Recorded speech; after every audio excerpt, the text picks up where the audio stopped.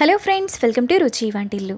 ఈరోజు మనం పెసరపప్పు మనకి బాగా చలువ చేస్తుంది కాబట్టి పెసరపప్పుతో నిమ్మకాయ వేసుకొని చాలా సింపుల్గా పప్పుచారు ఎలా తయారు చేసుకోవాలో చూద్దాము. ఈ పప్పుచారు చాలా టేస్టీగా ఉంటుంది. వేడివేడి అన్నంలో నెయ్యి వేసుకొని తింటే చాలా బాగుంటుంది. చేసుకోవటం కూడా చాలా ఈజీ. సో లేట్ చేయకుండా వీడియోలోకి వెళ్ళిపోదాం.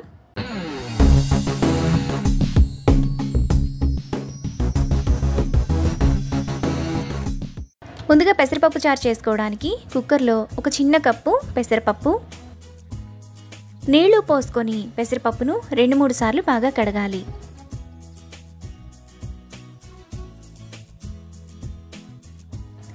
పెసరపప్పును ఈ విధంగా కడిగిన తర్వాత పెసరపప్పు మునిగేంత వరకు నీళ్లు పోసుకోవాలి. ఇప్పుడు చిన్న చిన్న ముక్కలుగా కట్ చేసుకున్న 2 టమాటా, సన్నగా తరిగిన ఒక పెద్ద ఉల్లిపాయ, 2 పచ్చిమిరపకాయలు వేసుకోవాలి. ఇప్పుడు కుక్కర్ మూత విజిల్ పెట్టుకొని కుక్కర్ను స్టవ్ మీద పెట్టి 3 విజిల్స్ వచ్చేంత వరకు మీడియం ఫ్లేమ్లో ఉడకనివ్వాలి. కుక్కర్ విజిల్స్ వచ్చి ప్రెషర్ పూర్తిగా పోయిన తర్వాత అందులో టేస్ట్కి తగినంత ఉప్పు, 1/2 టీ స్పూన్ పసుపు, 1 టేబుల్ స్పూన్ కారం వేసుకొని కొంచెం మెత్తగా మెదుపుకోవాలి.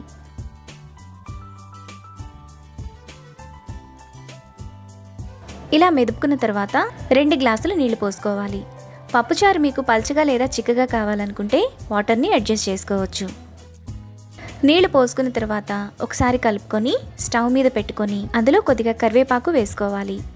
ఇప్పుడు పప్పుచారుని 5-10 నిమిషాల పాటు మీడియం ఫ్లేమ్లో మరగనివ్వాలి. 10 నిమిషాల తర్వాత పప్పుచారు మనకి ఈ విధంగా మరిగిపోతాయి. ఇప్పుడు స్టవ్ మీద మరో గిన్నె పెట్టుకొని అందులో 1 టేబుల్ స్పూన్ ఆయిల్ వేసుకోవాలి. ఆయిల్ వేడైన తర్వాత 1 టీ స్పూన్ ఆవాలు, జీలకర్ర, 1/2 టీ స్పూన్ ఇంగువ వేసుకొని ఫ్రై చేసుకోవాలి.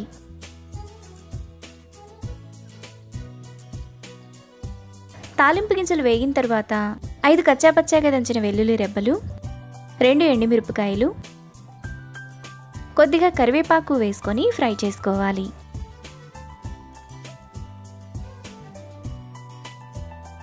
తాలింపు వేగిన తర్వాత ముందుగా మనం పక్కన పెట్టుకున్న పప్పుచారును తాలింపులో వేసుకోవాలి. ఇప్పుడు స్టవ్ ఆఫ్ చేసుకొని సన్నగా తరిగిన కొత్తిమీర, కొద్దిగా మీడియం సైజ్ ఒక నిమ్మకాయ రసాన్ని పిండుకోవాలి. మీకు ఇంకొంచెం పులుపు కావాలంటే నిమ్మరసాన్ని ఇంకొద్దిగా యాడ్ చేసుకోవచ్చు. ఇప్పుడు ఒకసారి బాగా కలుపుకోవాలి.